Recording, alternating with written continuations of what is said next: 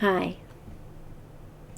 When David and I left the Jehovah's Witnesses religion in the late 1980s, we had several years ahead of us for re-examination and research on all our beliefs.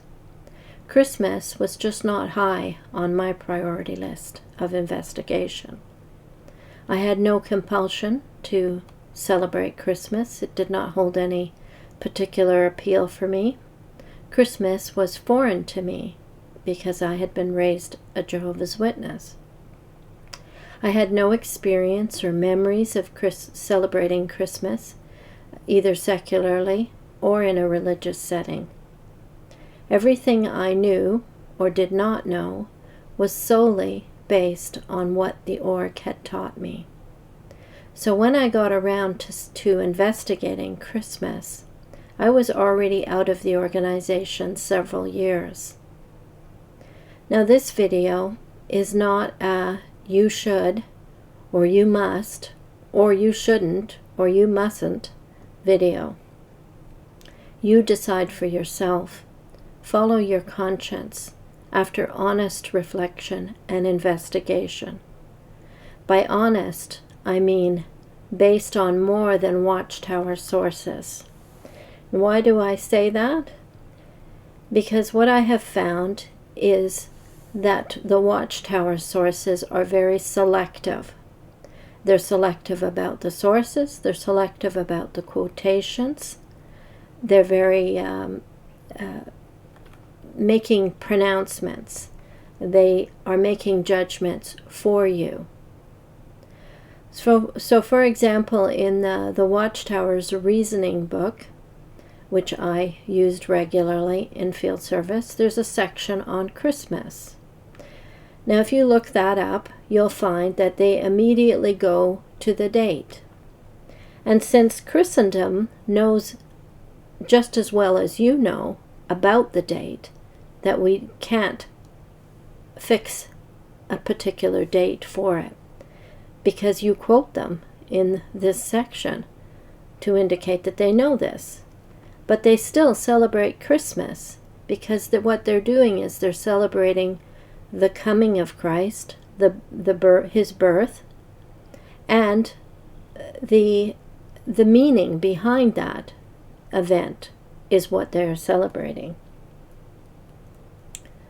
I'm doing this through a computer screen for the sake of my eyes and because it was too many pages. Okay, so bear with me. Next, in the reasoning book, they go to who saw and followed the star, and that's the Magi, they say. Now here, in this section, what they do is they confuse modern superstition, superstitious astrology, with ancient astrology. In ancient astrology, the word means knowledge of the stars. They were doing a science. They were studying the stars and mapping the motion of the stars, not to map out their own personal future, as the pseudoscience does, but it was the basis for which our calendars are created. And if you, I think here we could reference even Genesis 1, day 4. It says that the creation of the sun, the moon, and the stars were given that we might have a knowledge of times and seasons. Matthew itself, which they quote, but Matthew does not condemn these men. If the Watchtower finds them to be condemnable, then you must also condemn Daniel, because Daniel is described in the book of Daniel as the chief of the Magi. Next, they criticize compelled gift-giving and stories that are not true, untruthful stories. So they point to Santa Claus as not being a real person, and this being told to children is going to foster disrespect for truth in children, or a distrust of their parents.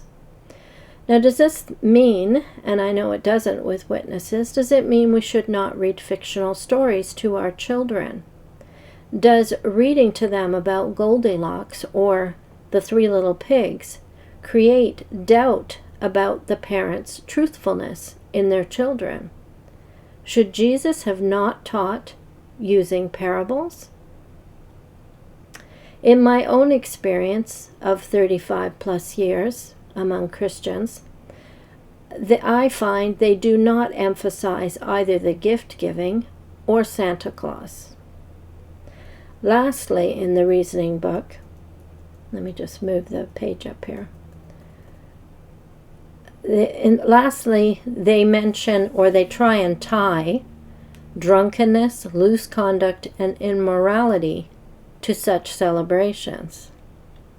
In my 35 plus years of attending church services during Advent to Christmas Day and beyond, and including my work as a secretary in a church, the emphasis was always on Jesus, on his coming, his birth, his life, and his death. What is done at these services is worship, singing, prayer, scripture reading, and thanksgiving. The reasoning book does not give you this picture. So now I'll go back to my own journey of investigating Christmas. When David and I first decided to go to church services, we did not go during holiday seasons. I would say we avoided holiday seasons. So weekly attendance at church was not immediate either. We only made it a habit once we found our first home church in a small community in Streetsville, Ontario, when we moved there. And that would be in the early to mid 1990s. And as I made Christian friends, I would inquire of them if they kept Christmas and why they did, and how they celebrated Christmas. Two of my favorite movies were Christmas movies. Even when I was a Jehovah's Witness, these were among my favorite movies. It's a Wonderful Life with Jimmy Stewart, and Christmas Carol, the Alistair Sim version. And I began to listen, eventually, for the first time, to Christmas carols and hymns. Listen to the words in them. They had all been rejected in my Jehovah's Witness years without listening to the words, simply because of their association with Christmas and with churches. But I had not found yet a reason to celebrate. I needed a theological reason to celebrate. We decided in just past the mid 1990s to attend a Christmas service. It would be the very first Christmas service ever for me. It was a late night Christmas Eve service that we attended.